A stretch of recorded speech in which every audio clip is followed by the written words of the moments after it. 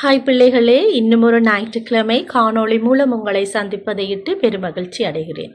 கடவுள் எனக்கு இந்த பாக்கியத்தை தந்ததற்காக நான் கடவுளுக்கு நன்றி கூறுகின்றேன்.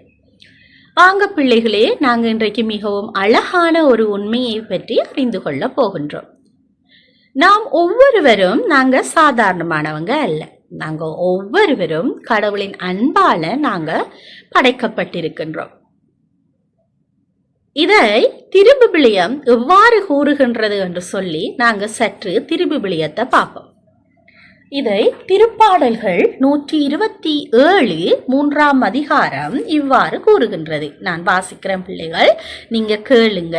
உங்களுக்கு டைம் இருக்கிற நேரம் இல்லை உங்களோட ப்ரேயர் டைம்ல நீங்க இந்த பகுதிகளை நீங்க எடுத்து வாசித்து அதை பற்றி தியானத்தை உங்களுடைய ஜெப வேளையில நீங்க செய்யுங்க.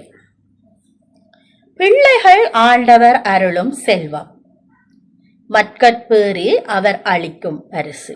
ஆம் பிள்ளைகளே, பிள்ளைகள் ஒரு குடும்பத்துக்கு கிடைக்கிறது என்பது மற்ற எல்லா செல்வங்களையும் விட மிகவும் விலை மதிப்பு மிக்கதான் இல்லாத ஒன்றாக காணப்படுகிறது. அது மாத்திரமல்ல, ஒரு குழந்தை ஒரு குடும்பத்துக்கு கிடைக்கிற நேரம் அந்த அம்மா அப்பா உங்களுடைய குடும்ப உறவினர்கள் எல்லாரும் அவ்வளவு சந்தோஷப்படுகிறாங்க. தெரியுமா, உங்களுக்கு ஒரு கிஃப்ட் கடவுள் தந்திருக்கிறாரு என்று சொல்லி. பிள்ளைகளே, நீங்கள் அவங்களோட அம்மாட அப்பாட உங்களோட குடும்ப உறவுகள கையில் கிடைக்கிற நேரம் அவங்க அடைகிற அந்த ஆனந்தம், அந்த மகிழ்ச்சி விலை மதிக்க முடியாத ஒன்றாக காணப்படுகிறது. அது மாத்திரமல்ல பிள்ளைகளே, இன்னொரு வசனத்தை நாங்கள் பார்த்தோம் என்று சொன்னால் திருப்பாடல்கள் 139ஆம் அதிகாரம் 13ஆம் வசனம் முதல் என்ன சொல்லுகிறது என்று சொல்லி வாசிக்க கேட்போம். ஏனெனில் என் உள் உறுப்புகளை உண்டாக்கியவர் நீரே, என் தாயின் கருவில் எனக்கு உகந்தவர் நீரே. அஞ்சத்தகு வியத்தகு முறையில் நீர் என்னை படைத்ததால் நான் உமக்கு நன்றி நவல்கின்றேன். செயல்கள் வியக்கத்தக்கவை என்பதை என் மனம் முற்றிலும் அறியும். என் எலும்பு உமக்கு மறைவானது அன்று. மறைவான முறையில் நான் உருவானதையும் பூவுலகின் ஆழ்பகுதியில் நான் உருப்பெற்றதையும் நீர் அறிந்திருக்கிறீர். கண்கள் கருமுனையில் என் உறுப்புகளை கண்டன.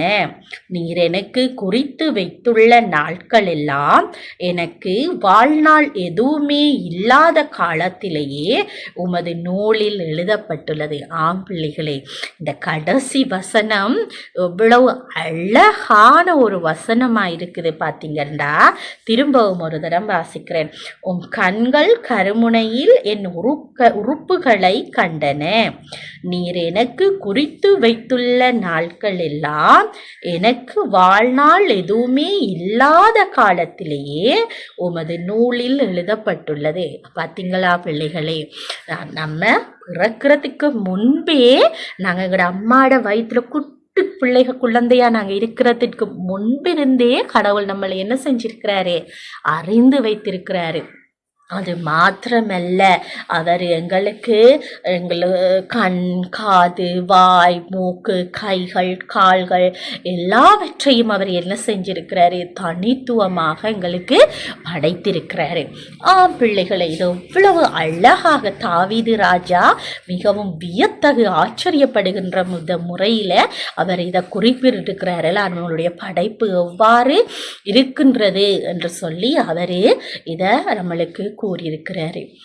பிள்ளைகளை, நாங்க எல்லாரும் தனித்துவமானவர்கள். ஒருவரை போல ஒருவர் இல்லை. இப்ப என்னைய போல நீங்க இல்லை, உங்களைய போல உங்களோட நண்பன் இல்லைல்ல. நம்ம பார்த்தோம், ஒவ்வொருத்தரும் ஒவ்வொரு வித்தியாசமானவர்களாக நாங்க தனித்துவத்தோட காணப்படுறோம். அது மாத்திரமில்ல, நாங்க எல்லாருமே பெருமதி மிகுந்தவர்களாக நாங்க காணப்படுகின்றோம். ஒரு ஆளுக்கு இருக்கிற திறமை இன்னொரு ஆளுக்கு இல்லை. இன்னொரு ஆளுக்கு இருக்கிறப்ப ஒரு ஆள் பாடுவாங்க, ஒரு ஆள் டான்ஸ் ஆடுவாங்க, கதைகள் எழுதுவாங்க, நல்லா பேசுவாங்க, நல்ல விளையாட்டுக்களை செய்வாங்க எல்லாம். அதே மாதிரி சில பேர் வந்து சித்திரங்கள் வரைவாங்க. இப்படி ஒவ்வொருத்தருக்கும் ஒவ்வொரு விதமான தாளந்துகள் இருக்குது. ஒவ்வொருத்தரும் ஒவ்வொரு விதமான பெருமதி மிக்கவர்களாக இருக்கிறோம். அது மாத்திரமல்ல, கடவுள் நம்மளை அவருடைய சாயல்ல அவருடைய அன்பு, புனிதம், தோழமை, பொறுமை மற்றும் தூய்மையோட கடவுள் நம்மளை என்ன செஞ்சிருக்கிறாரு, படைத்திருக்கிறாரு. அது மாத்திரமல்ல பிள்ளைகளை, நாங்கள் எங்களை இப்படியே கடவுள் நம்மளைய மிகவும் தனித்துவமானவர்களாகவும் பெருமதி மிக்கவர்களாகவும் நாங்கள் இருக்கிற நாங்கள் எங்களை என்ன செய்து கொள்ள வேண்டும், பாதுகாத்து கொள்ள வேண்டும். சில நேரங்களில் எல்லா நேரத்திலையுமே வந்து எங்களுடைய அம்மா அப்பா நம்மளுடைய பாதுகாவலர்கள் எங்களோட இருக்க மாட்டாங்க எல்லாம். அப்போ கடவுள் அப்போ நாங்கள் என்ன செய்ய வேண்டும், நாங்கள் எங்களைய வந்து நாங்கள் பாதுகாத்து கொள்ள வேண்டும் இல்ல. அதுக்காக நாங்கள் என்ன அது எங்களை நாங்கள் பாதுகாத்து கொள்வது மிகவும் முக்கியமானது ஒன்று பிள்ளைகளே. அப்போ கடவுள் நம்மளுக்கு தந்திருக்கிற இந்த அழகான இந்த உடலையும் நல்ல உளத்தையும் நாங்கள் எப்படி சுத்தமாகவும் பாதுகாப்பாகவும் வைத்திருக்க முடியும் என்றதை நாங்கள் பார்ப்போம். முதலாவது பிள்ளைகளே, எங்களுடைய உடலை நாங்கள் என்ன செய்ய, நாளாந்தம் எங்களுடைய உடலை நாங்கள் என்ன செய்ய வேண்டும், சுத்தமாக நாங்கள் பராமரித்து கொள்ள வேண்டும். அதுக்கு நாங்கள் என்ன செய்ய வேண்டும், தினமும் பல் துலக்க வேண்டும், குளிக்க வேண்டும், தூய்மையான ஆடைகளை அணிய வேண்டும், சமச்சீரான உணவுகளை நாங்கள் உட்கொள்ள வேண்டும். அது மாத்திரமல்ல, போதிய அளவு தேவையான நீரை நாங்கள் என்ன செய்ய வேண்டும், பருக வேண்டும். அதுக்காக நீரை பருகணும் தானே என்று எனக்கு சும்மா தண்ணி குடிக்க முடியாது என்று சொல்லி ஒரு கூல்ட்ரிங்க்ஸுகளை வேண்டி நாங்கள் குடிக்கக்கூடாது. அதை நாங்கள் இவ்வளவு தூரம் நாங்கள் அதை குறைத்து கொள்ள முடியுமோ அவ்வளவு தூரம் அதுகளை நாங்கள் குறைத்து கொண்டு நாங்கள் இயற்கையான பானங்களை, அடுத்து எல்லாது சுத்தமான கொதித்தாறிய நீர்களை நாங்கள் எங்களுக்கு எது எங்களுடைய உடம்புக்கு தீங்கு விளைவிக்க முடியாதோ அதுகளை வந்து நாங்கள் என்ன செய்ய வேண்டும், உட்கொள்ள வேண்டும். சில பேரை பார்த்தீங்கன்னு சொன்னால் காலம்பரையில் ஸ்கூலுக்கு போகிற நேரத்தில் அவசரமாக வெளிக்கிட்டு போகிறதுனால நாங்கள் என்ன செய்கிறோம், காலம்பரை உணவை நாங்கள் எடுக்கிறதில்லை. அப்படி இருக்கிற நேரம் இப்போ எங்களுக்கு தேவையான நாளுக்கு தேவையான சக்தி எப்படி கிடைக்காது. அப்போ நம்ம எங்களுக்கு இருக்கிற சக்தியிலேயே தான் நாங்கள் இயங்கிக் கொள்வோம். அப்போ நாங்கள் சரியாக படிக்கிறதுக்கு முடியாது, ஸ்கூலில் போய் நாங்கள் நல்லா செயல்பட முடியாது, விளையாட முடியாது எல்லாம். அப்போ அதனால் நாங்கள் எப்பயுமே எங்களுடைய காலை உணவை நாங்கள் வந்து தவிர்த்து கொள்ளாமல் நாங்கள் அதை உட்கொள்ள குறைஞ்சது ஒரு 2 முட்டையாவது தினம் நாங்கள் காலம்பரை சாப்பிட்றதுக்கு நாங்கள் பழகிக்கொள்ள வேண்டும். இப்போ சில பேர் இருக்கிறாங்க, நான் மீன் சாப்பிட மாட்டேன், சில பேர் நான் மீன் மட்டும்தான் சாப்பிடுவேன் என்று சொல்கிறாங்க, சிலக்கள் நான் இறைச்சி இருந்தால் தான் நான் சாப்பிடுவேன் என்று சொல்கிறார்கள். அப்போ இப்படியான விஷயங்களை நாங்கள் தவிர்த்து, ஏதாவது ஒரு விலங்குணவை நாங்கள் கட்டாயம் எங்களுடைய உணவில் நாங்கள் எடுத்துக்கொள்ள நாங்கள் பழகிக்கொள்ள வேண்டும். அது மாத்திரமல்ல பிள்ளைகளை, நாங்கள் உடற்பயிற்சி நாங்கள் கண்டிப்பாக நாங்கள் செய்ய. இப்போத்தைய காலத்து பிள்ளைகளுக்கு வந்து இப்போ விளையாடுறதுக்கான டைம் வந்து குறைவு இருந்தாலும் நாங்கள் என்ன செய்கிறோம், ஃபோனில் கேம்ஸ் அதிலையும் தான் நாங்கள் இருந்து கொண்டு விளையாடுற விளையாட்டுக்களை தான் நாங்கள் கூடுதலாக நாங்கள் செய்கிறவர்களாக காணப்படும். இப்படியான நேரத்தில் இதனால தான் குறைஞ்சது நீங்கள் ஸ்கூலில் யாவச்சும் இந்த எக்ஸசைஸ் உடற்பயிற்சிகளை நீங்கள் செய்யணும்ன்றதுக்காகத்தான் உங்களுக்கு ஒரு குறிப்பிட்ட நாட்களுக்கு வந்து இந்த உடற்பயிற்சியை அங்கே கொண்டு வந்திருக்குது இந்த அரசாங்கம். அதை நீங்கள் செய்யணும் கேட்டால் அதையே செய்கிறதுக்கு சில பேர் என்ன சொல்கிறது, சில எக்ஸ்கியூசஸ் அதுலேயும் நீங்கள் கொடுக்குறவர்களாக. அப்படியெல்லாம் நீங்கள் என்ன செய்யக்கூடாது, இருக்கக்கூடாது. குறைந்தபட்சம் அந்த ஸ்கூலில் இருக்கிற அந்த உடற்பயிற்சி நேரத்தை நீங்கள் பயன்படுத்தி கொள்ள வேண்டும் பிள்ளைகளை. அடுத்தது வந்து சில இடங்களுக்கு பொது இடங்களுக்கு செல்லும் போதோ இல்லை நீங்கள் நோயினால இருக்கிற நேரங்கள்லையோ நீங்கள் வெளியில் செல்கிற நேரங்களில் பாதுகாப்பான அணிகலன்களை நீங்கள் வந்து நீங்கள் பயன்படுத்த நீங்கள் மறக்கக்கூடாது.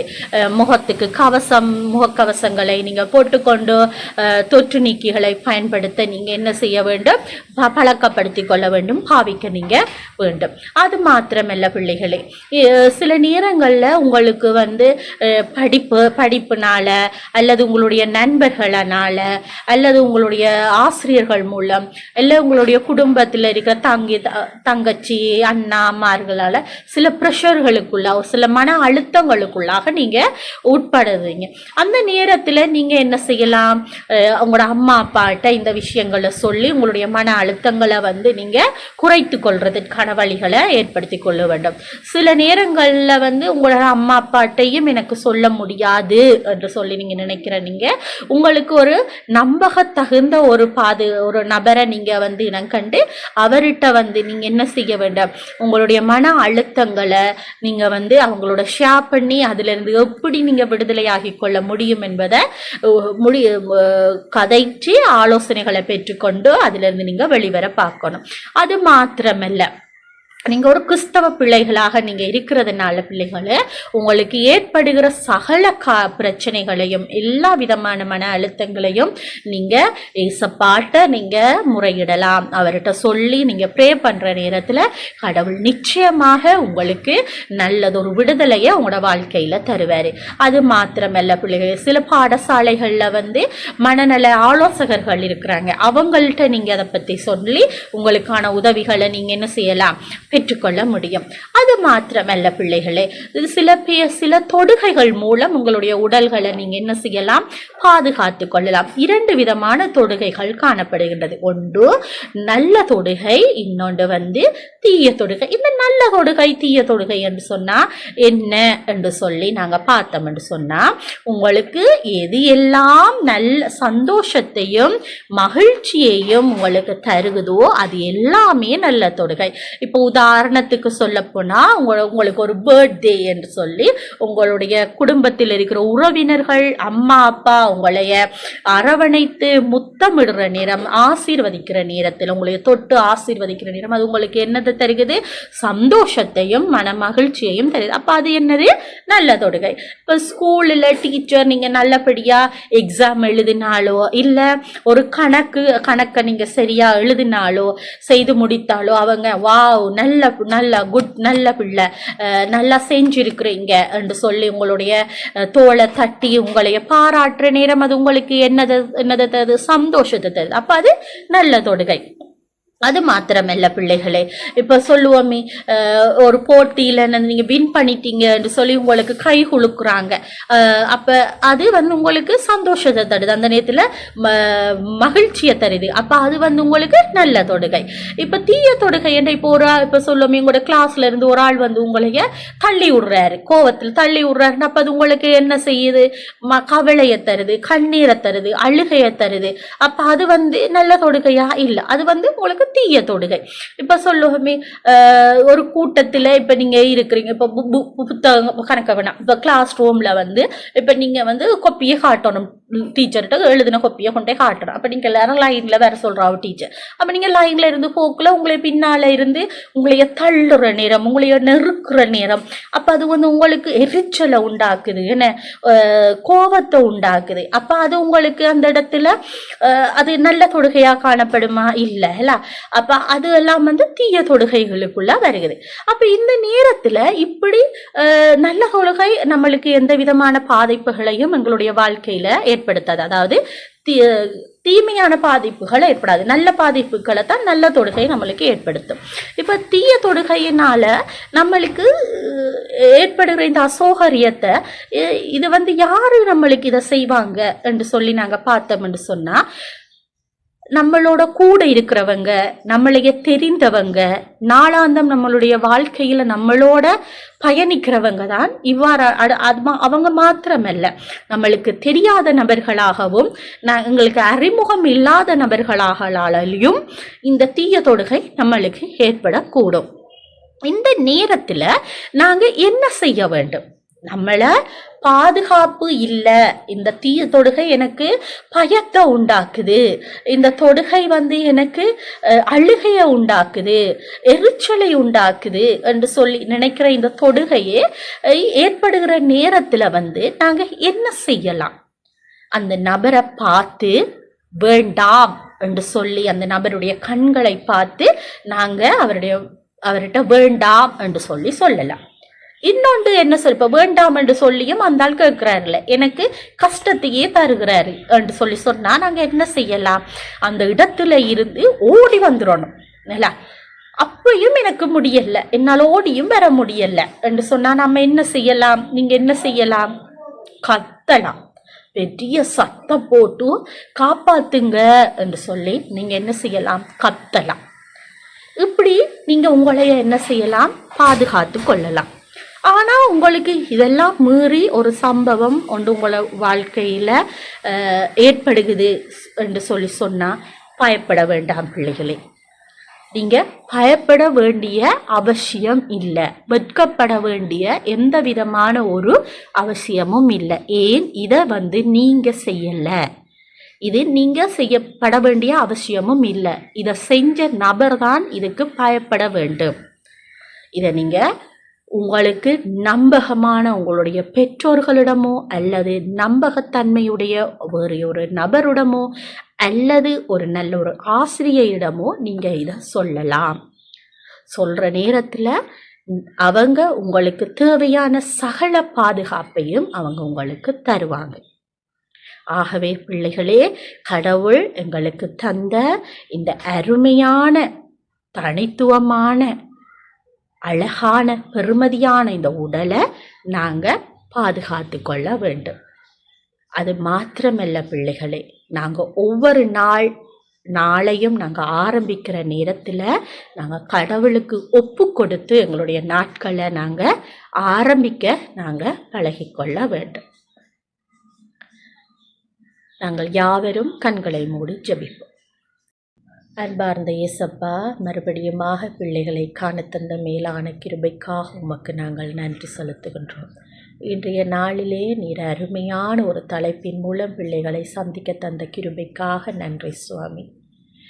உம்முடைய வார்த்தை சொல்லுகின்றது, தாயின் கருவிலே உருவாகுவதற்கு முன்னிருந்தேன் உண்மை அறிந்திருக்கின்றேன் என்று.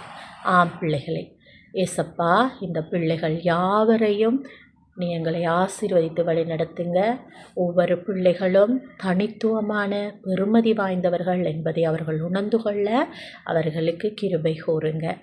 நீர் கொடுத்த இந்த அழகான உடலை அவர்கள் இயேசப்பா சுத்தமாகவும் பாதுகாப்பாகவும் பராமரித்து கொள்ள நீங்களே வழி நடத்துங்க.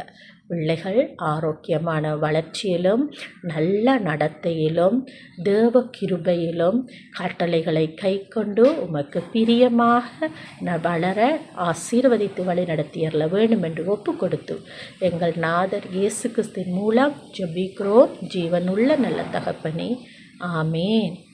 ஆம் பிள்ளைகளே, இன்னும் ஒரு காணொளி மூலம் உங்கள் யாவரையும் நான் மீண்டும் சந்திக்கின்றேன். இந்த காணொளி இறுதியிலே வரும் பாடலை நீங்கள் யாவரும் கேட்டு மகிழுங்கள். நன்றி, வணக்கம். கடவுள் உங்களை ஆசீர்வதிப்பாராக. கண்கள் தந்தது எனக்கு பார்ப்பதற்காக, மூக்கு தந்தது எனக்கு சுவாசித்திட. கண்கள் தந்தது எனக்கு பார்ப்பதற்காக, மூக்கை தந்தது எனக்கு சுவாசித்திட. காது தந்தது எனக்கு கேட்பதற்காக, வாய் தந்தது எனக்கு கதைப்பதற்காக. காது தந்தது எனக்கு கேட்பதற்காக, வாய் தந்தது எனக்கு கதைப்பதற்காக. கைகள் தந்தது எனக்கு வேலை செய்திட, கால்கள் தந்தது எனக்கு நடந்து சென்றிட. கைகள் தந்தது